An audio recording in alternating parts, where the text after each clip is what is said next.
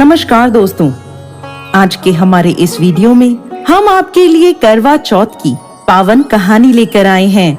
एक समय की बात है, एक साहूकार के 7 बेटे और एक बेटी थी।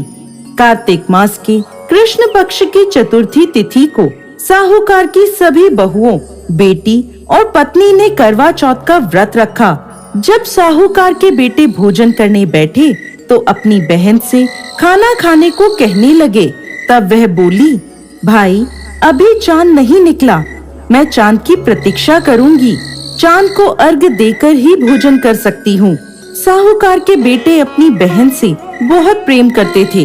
वो बहन को भूख से व्याकुल नहीं देख पाए। उन्होंने नगर के पास की पहाड़ी पर एक दीपक जलाया और उसे चलनी के आगे रखकर बहन को कह दिया, बहन चांद निकल आया, अब तुम अपना व्रत खोल सकती हो। साहूकार की बेटी अपनी भाभियों से कहने लगी, भाभी चांद निकल आया, चलो अर्घ देकर भोजन कर लेते हैं। सभी भाभियां बोली, नहीं बाई जी, ये तो आपका चांद निकला है, हमारा चांद निकलने में अभी समय है। भूख से व्याकुल वो चांद को अर्घ देकर भोजन करने बैठ गई। जैसे ही पहला निवाला खाने लगी तो उसे छींक आ गई। दूसरा निवाला खाने लगी तो उसमें बाल आ गया और जैसे ही तीसरा निवाला तोड़ा तभी ससुराल से बुलावा आ गया। पति बीमार है, जैसी भी हालत में है, तुरंत ससुराल पहुँचे। उसकी माँ उसे विदा करने के लिए बक्से में से कपड़े निकालने लगी। बार बार बक्से में से काले और सफेद कपड़े निकलने लगे। तब माँ घबरा गई और बेटी से बोली, बेटा रास्ते में जो भी छोटा बड़ा मिले उसके पैर छूती जाना, और जो कोई भी बूढ़ सुहागन होने का आशीर्वाद दे तो वहीं अपने पल्ले में गांठ बांध लेना। वो बोली, ठीक है माँ। ऐसा कहकर वो अपने ससुराल की ओर चल दी। चलते चलते रास्ते में उसे जो कोई भी मिलता वो उन सब के पैर छूती गई। सभी ने उसे खुश रहो, सुखी रहो, पीहर का सुख देखो, इस तरह आशीर्वाद दिया। ऐसे ही वो चलते चलते अपने ससुराल पहुँच गई। ससुराल के आंगन में छोटी ननद खेल रही थी। जब उसके पैर छुए तो उसने आशीर्वाद दिया, सदा सौभाग्यवती रहो, पुत्रवती हो। ये सुनते ही उसने अपने पल्ले पर गांठ बांध ली और अंदर गई। अंदर जाते ही देखा कि घर के आंगन में उसके पति का शव रखा है और उसे ले जाने की तैयारी हो रही है। वो बहुत रोई। जैसे ही उसके पति को ले जाने लगे वो रोती हुई बोली, मैं इन्हें कहीं नहीं ले जाने दूंगी। जब कोई नहीं माना तो साथ जाने की जिद करने लगी। उसकी जिद के आगे हार कर सबने कहा, ले चलो इसे साथ में। वो साथ साथ शमशान भी चली गई। अंतिम संस्कार का समय हुआ तो वो बोली, मैं इन्हें नहीं जलाने दूंगी। ये देखकर सब कहने लगे, पहले तो अपने पति को खा गई, अब उसकी मिट्टी भी खराब कर रही है। लेकिन वो नहीं मानी, अपने पति को लेकर बैठ गई और रोने लगी। ये देखकर सभी बड़ों ने निर्णय लिया कि इसे यहीं एक झोपड़ी डलवा दो। वो उस झोपड़ी में अपने पति को लेकर रहने लगी। पति की साफ सफाई करती, उसके पास बैठी रहती। दिन में 2 बार उसकी छोटी ननद खाना देने आती थी।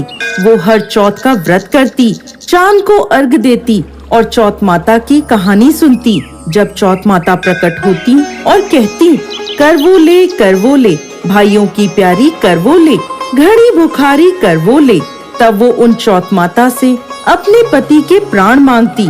लेकिन वो उसे कहती, हमसे बड़ी चौथ माता आएगी तब उनसे अपने पति के प्राण मांगना।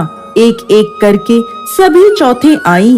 सभी यह कहकर चली गईं। अब अश्विन की चौथ माता बोली, तुझसे कार्तिक की बड़ी चौथ माता नाराज हैं। वही तेरा सुहाग तुझे लौटाएंगी, तू उनके पैर मत छोड़ना और सुहाग का 16 श्रृंगार का सामान तैयार कर लेना।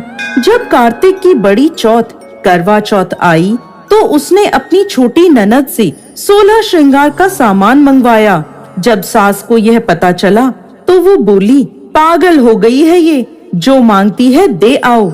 साहूकार की बेटी ने करवा चौथ का व्रत रखा, चांद को अर्घ दिया और जोत जलाई। जब चौथ माता प्रकट हुई तो बोली, करवो ले भाइयों की प्यारी करवो ले, दिन में चांद उगाने वाली करवो ले, घड़ी बुखारी कर वो ले। उसने उनके पैर पकड़ लिए और बोली, माता मुझे मेरा सुहाग वापस करो।